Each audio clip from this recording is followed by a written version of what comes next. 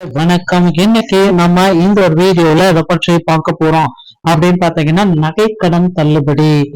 கூட்டுறவு வங்கிகள்ல வைத்திருக்கக்கூடிய நகைக்கடன் தள்ளுபடிகள் எந்த அளவுல உங்களுக்கு தள்ளுபடி செய்ய இருக்காங்க, யார் யாரெல்லாம் இந்த நகைக்கடன் தள்ளுபடி லிஸ்ட்ல வருகிறார்கள்.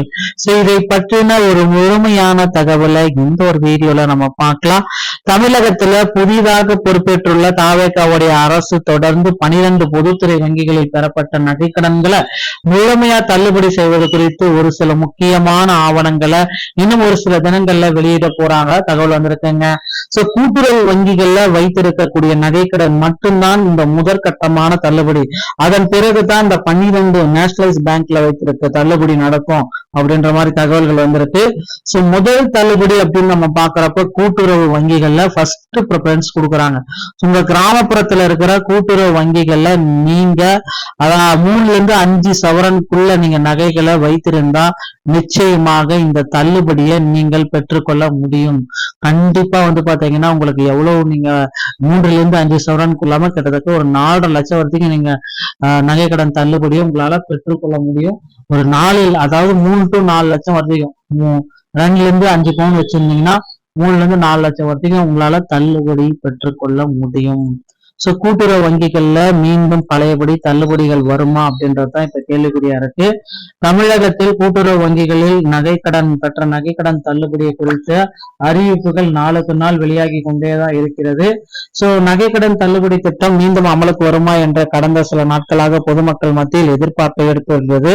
குறிப்பாக பொருளாதார சுமையால் தவித்து வரும் நடுத்தர மற்றும் ஏழை எளிய குடும்பங்கள் இந்த திட்டத்தில் மீண்டும் நடைமுறைக்கு வரும் என்ற நம்பிக்கையுடன் காத்திருக்கின்றன. இந்த சூழலில்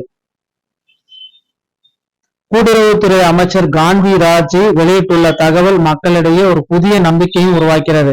தமிழகத்துல தேர்தல் காலங்கள்ல பொதுமக்களின் வாழ்க்கையை எளிதாக்கும் பல்வேறு நலத்திட்டங்கள் அரசியல் கட்சிகள் முக்கிய வாக்குறுதிகளாக இருந்து வந்தாங்க. அதே போல தற்பொழுது முதலமைச்சராக இருக்கின்ற ஜோசப் விஜய் அவர்கள் பாத்தீங்கன்னா பிரச்சாரத்தின் பொழுது, தேர்தல் வாக்குறுதியின் பொழுது நகைக்கடன் தள்ளுபடியை பற்றி கொடுக்கல. ஆனா மற்ற கட்சிகளும் பாத்தீங்கன்னா இந்த நகைக்கடன் தள்ளுபடியை குறித்து அனைத்துமே அறிவிச்சிருக்காங்க. ஆனா முதல்வர் விஜயோடைய தேர்தல் வாக்குறுதிகள் நகைக்கடன் தள்ளுபடி குறித்து எந்த விதமான அறிவிப்பும் இல்லாததே ஒரு வேதனைக்குரியது. மக்களுடைய இப்ப இருக்கிற டைம்ல மக்களுடைய கருத்து கணிப்பை நிச்சயமா முதல்வர் விஜய் எடுத்துக்கிட்டு நகைக்கடன், ஏன்னா விவசாய கடன் தள்ளுபடியை போலவே நகைக்கடன் தள்ளுபடியும் ஒரு ஜீவோ பாஸ் பண்ண போறாங்க. கண்டிப்பாக 3 to 5 சவரன் நகைகளை உடனடியா தள்ளுபடியும் கொடுக்க போறதா தகவல் வந்திருக்கு. பொறுத்து நம்ம பார்க்கலாங்க. இந்த ஒரு வீடியோ பாத்தீங்கன்னா உங்களுக்கு இதை பற்றின முக்கியமான தகவல்களை தான் விளக்கி இருக்கு. நகைக்கடன்ல உங்களுக்கு தள்ளுபடி யாருக்கு கிடைக்கும் யாருக்கு கிடைக்காது அப்படின்னு பாத்தீங்கன்னா கூட்டுறவு வங்கிகள்ல வச்சிருக்கிற அக்கௌண்ட் வச்சிருக்கிற மற்றும் அவங்களுடைய ஒர்க் பண்ற எம்ப்ளாயிஸ் கண்டிப்பா கிடையாது. அவர்தம் குடுப்பினருக்குமே கிடையாதுங்க. ஒரு ration card NPHH, PHH, AAY இந்த ரேஷன் கார்டு வைத்திருக்கக்கூடிய நபர்களுக்கு மட்டும்தான் இந்த நகைக்கடன் தள்ளுபடியும் கிடையும். மீதி ரேஷன் கார்டு வைத்திருந்தா நகைக்கடனும் உங்களுக்கு தள்ளுபடி கிடையாதுங்க. கண்டிப்பா நகைக்கடன் தள்ளுபடியை பெறுவதற்கு இப்ப நீங்க உங்களுடைய முயற்சிகளை ஸ்டார்ட் பண்ணிக்கோங்க. இந்த ஒரு வீடியோ பதிவும் இதை பற்றி தான் உங்களுக்கு தெளிவாக விளக்கும் அப்படின்னு நான் எதிர்பார்க்கிறேன்.